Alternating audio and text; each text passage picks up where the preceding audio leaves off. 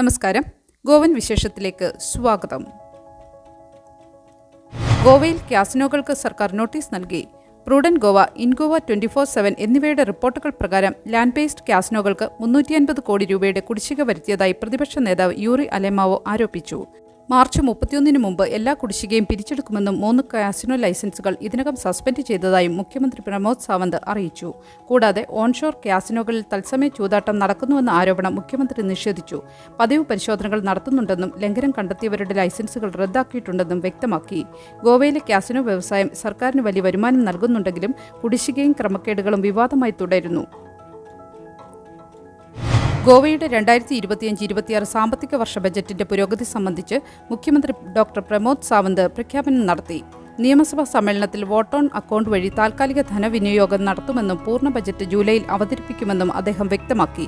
2024-25 ബജറ്റിൽ 1,21,309 കോടി രൂപയുടെ GSDPയും 1.5% വരുമാന മിച്ചവും പ്രതീക്ഷിച്ചിരുന്നു. 2025-26 ധനക്കമ്മി 2.96% കുറയ്ക്കാനാണ് ലക്ഷ്യം. നിലവിൽ ബജറ്റ് അന്തിമമായിട്ടില്ല. താൽക്കാലിക ധനസഹായത്തിലാണ് സംസ്ഥാനം പ്രവർത്തിക്കുന്നത്. ഗോവ ബജറ്റിന്റെ പുരോഗതി സംബന്ധിച്ച കൂടുതൽ വിവരങ്ങൾ ഔദ്യോഗിക വെബ്സൈറ്റുകളിൽ ലഭ്യമാകും. ഗോവയിൽ ശ്രീറാം സേന നേതാവ് പ്രമോദ് മുത്തലിക്കിനെ പ്രവേശിക്കാൻ അനുവദിച്ചതിന് BJP സർക്കാരിനെതിരെ പ്രതിപക്ഷം രൂക്ഷ വിമർശനം ഉന്നയിച്ചു. ഗോവ ഫോർവേഡ് പാർട്ടി അധ്യക്ഷൻ വിജയ് സർദേശായി ഗവർണറുടെ നിയമസഭാ പ്രസംഗത്തിന് മറുപടി പറയവേ മനോഹർ പരീക്കർ 2014 മുത്തലിക്കിന്റെ പ്രവേശനം വിലക്കിയിരുന്നുവെന്നും അദ്ദേഹത്തിന്റെ വർഗീയ പ്രസംഗങ്ങൾ നിയമപ്രകാരം തകർക്കുമെന്നും ചൂണ്ടിക്കാട്ടി. ലവ് ജിഹാദ് പരാമർശങ്ങളിലൂടെ മുത്തലിക്കിന് മാറ്റമുണ്ടായോ എന്ന് സർദേശായി ചോദിച്ചു. സുപ്രീം കോടതി പോലും വിലക്ക് നീക്കാൻ തയ്യാറാകാത്ത മുത്തലിക്കിന്റെ പ്രവേശനം ടൂറിസത്തെ തകർക്കാനും വർഗീയ സംഘർഷം സൃഷ്ടിക്കാനുമുള്ള ശ്രമമാണെന്ന് അദ്ദേഹം ആരോപിച്ചു. ഛാവ സിനിമാ പ്രദർശനത്തിന് BJP MLA മാർ ജനങ്ങളെ കൊണ്ടുപോയതും വിവാദങ്ങൾക്ക് കാരണമായി.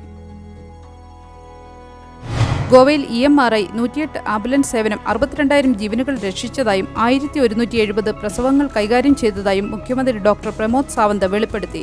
കഴിഞ്ഞ 8 വർഷത്തിനിടെ സ്വയം സഹായ സംഘങ്ങളുടെ മൊത്തം ഫണ്ട് 343.51 കോടി രൂപയിലെത്തിയതായും അദ്ദേഹം കൂട്ടിച്ചേർത്തു.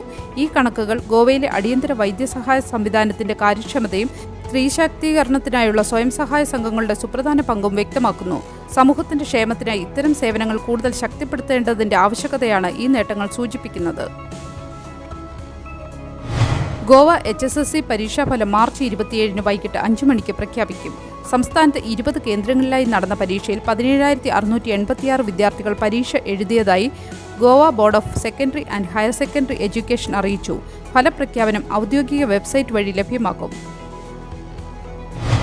ദിവസങ്ങളോളം നീണ്ടുനിന്ന ചൂടിന് ശേഷം ചൊവ്വാഴ്ച വൈകുന്നേരം ഉണ്ടായ ശക്തമായ കാറ്റും കനത്ത മഴയും ബീച്ചോളിം താലൂക്കിലെ തോട്ടകൃഷിക്കാർക്ക് കനത്ത വിളനാശം വരുത്തി.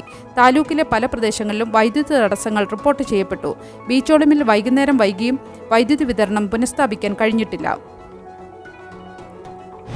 ഗോവയിലെ കലാ അക്കാദമി 2025 മാർച്ച് 27 ലോക നാടക ദിനം ആഘോഷിക്കുന്നു. പനജിയിലെ ദിൻനാഥ് മങ്കേഷ്കർ കലാമന്ദിറിൽ വൈകിട്ട് 6:30 നടക്കുന്ന ചടങ്ങിൽ സാംസ്കാരിക മന്ത്രി ഗോവിന്ദ് ഗൌഡെ മുഖ്യ അതിഥിയാകും.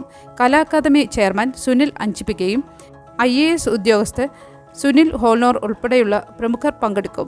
എ ക്ലൗൺസ് ലൈഫ് എന്ന നാടകം ജോർജിയയിലെ ലിബർട്ടി തിയേറ്റർ അവതരിപ്പിക്കും.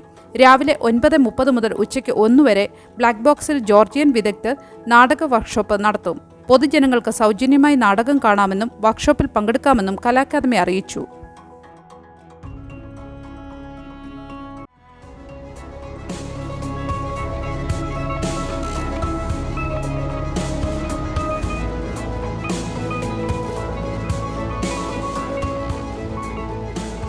നല്ലൊരു ദിവസം ആശംസിച്ചുകൊണ്ട് ഗോവൻ വിശേഷം ഇവിടെ പൂർണ്ണമാകുന്നു.